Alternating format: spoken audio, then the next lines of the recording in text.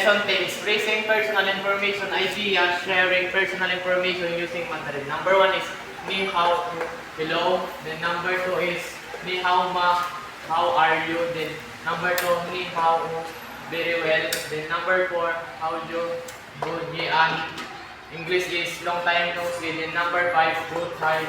Yan is English is not so good. Then number 6 is how siyang, who is English is good morning. Then number 7, Wang Shang, how is English is good evening. Then number 8, Chai Jian is English is goodbye. Yun lang. Sharing personal information using Mandarin.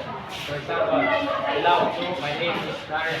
Chinese Mandarin is Ni Hao Jiang. Next, where are you from? In Chinese Mandarin, Ni Hao Jiang.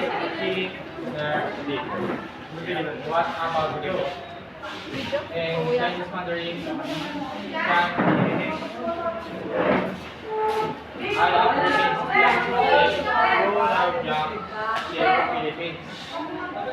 How long have you been to the Philippines? In Chinese Mandarin, Philippines, June 10. I've been there for the 5 years. In Chinese Mandarin, Philippines,